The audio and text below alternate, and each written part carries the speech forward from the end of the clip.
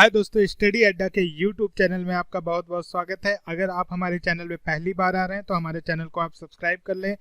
आज जो Indian post payment bank का एग्जाम हुआ है मॉर्निंग शिफ्ट में, उसमें जो लीनियर बेस पजल थी और फ्लोर बेस पजल थी उसको हमने इसके जस्ट पहले ही वीडियो में डिस्कस किया है। अब हम सर्कुलर बेस और सीक्वेंस बेस पजल पे डिस्कस करेंगे। तो देखिए, आइए कैसा क्वेश्चन था। देखिए, ये सर्कुलर बेस क्वेश्चन है, इसको लगाते हैं। देखिए, सर्कुलर बेस क्वेश्चन में क्या होता है, मतलब 2 से 3 पॉसिबिलिटी तो बनती ही बनती है। ये हम मान के चलते हैं, तो हम 2 पॉसिबिलिटी पहले ही बना लेते हैं। ठीक है, टोटल क्या है, A B C D E F G and H are sitting around a circular table at equal distance between each other but not necessary in the same order। ठीक है, टोटल 8 लोग हैं, तो 8 लोग को हम पुट अप कर देते हैं। ठीक है,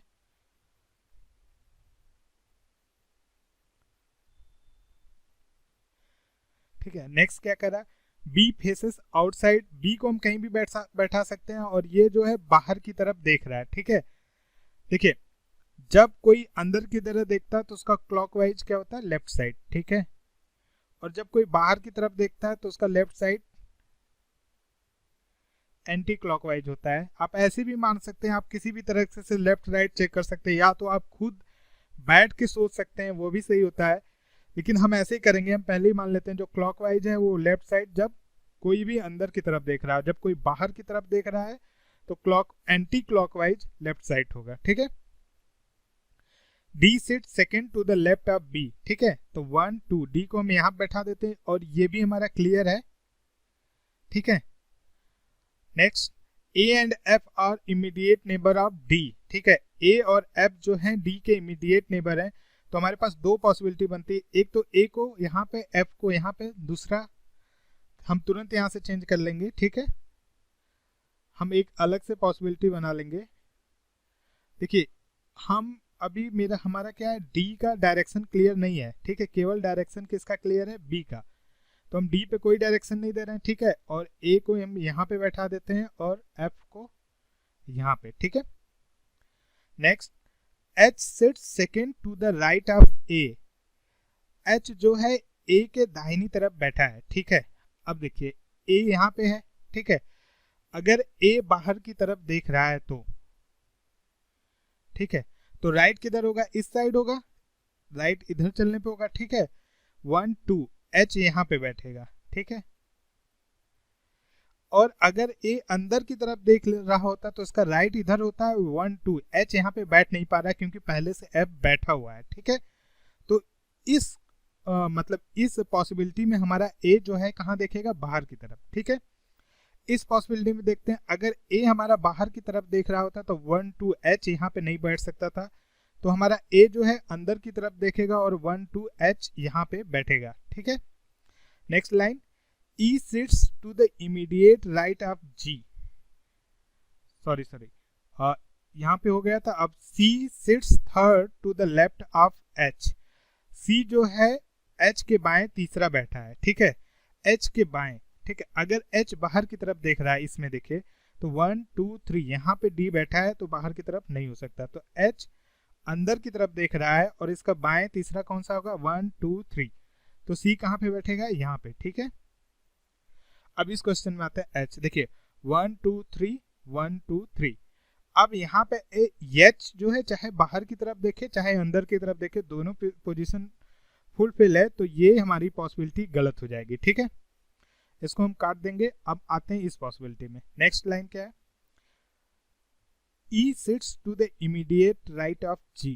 ठीक है, ई और जी एक साथ बैठे, मतलब इन दोनों पोजीशन पे ई जी कहीं पे बैठेंगे। आगे की लाइन देखते हैं इसके बाद, D sits third to the left of E। ठीक है, D जो है E के, D sits third to the left of E। D जो है E के बाएं तीसरा बैठा है। ठीक है, अगर हम E यहाँ पे बैठाते हैं तो 1 2 3। ठीक है, अगर E यहाँ बैठाते हैं तो 1 2 3, यहाँ से चौथे नंबर पे, यहाँ से चौथे नंबर पे, मतलब E तो क्लियर हो गया कि यहीं पे बैठेगा। ठीक है, अब क्या कर रहा है, D sits third to the left of E।